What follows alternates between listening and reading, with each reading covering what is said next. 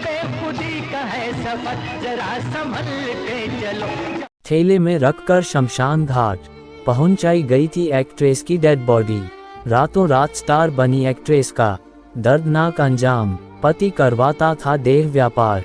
रूह कंपा देगी दास्तान, बॉलीवुड की चकाचौंध जितनी बाहर से देखने में खूबसूरत लगती है, अंदर से उतनी ही डरावनी भी है।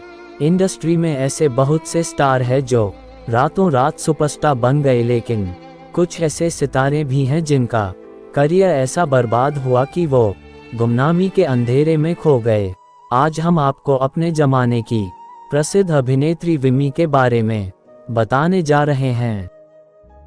दोस्तों, स्वागत है आपका एक फिल्मी स्टोरी में, जिसे सुनकर आपके होश उड़ जाएंगे।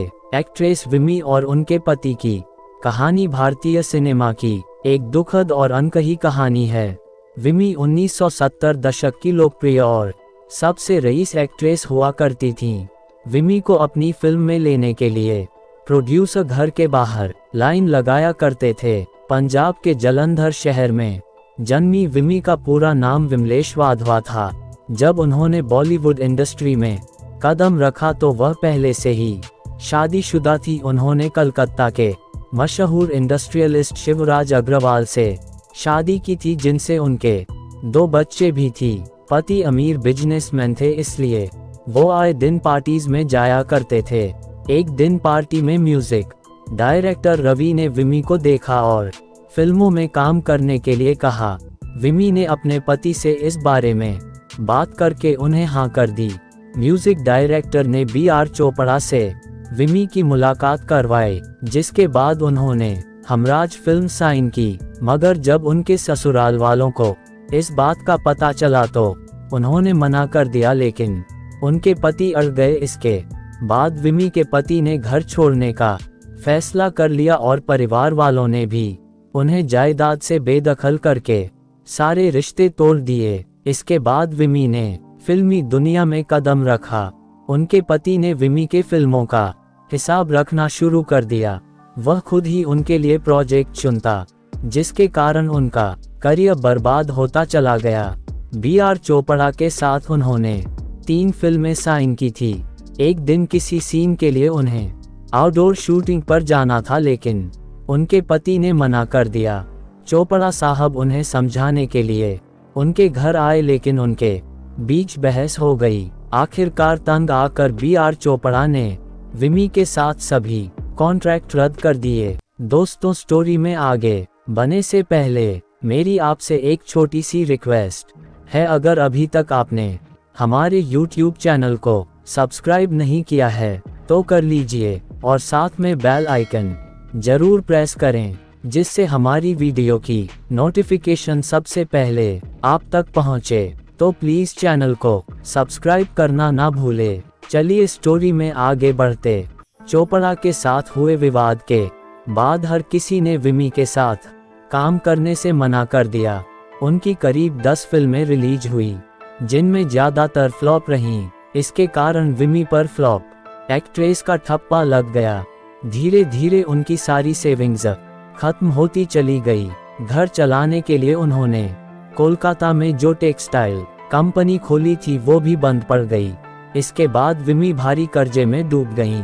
उधर उनका पति शराब पीकर विमी के साथ मारपीट करता और पैसे मांगता। पैसों के लिए विमी के पति ने उन पर कुछ B-सी ग्रेड फिल्मों में काम करने का भी दबाव बनाया, लेकिन वो भी नहीं मानी। पति का रवैया बद से बदतर हो रहा। इसी बीच विमी की मुलाकात जॉली नाम के प्रोड्यूसर से हुई, जिन्होंने उसे काम दिलवाने का वादा किया। धीरे धीरे दोनों एक दूसरे से प्यार में पड़ गए और विमी ने पति का घर छोड़ जॉली के साथ रहना शुरू कर दिया।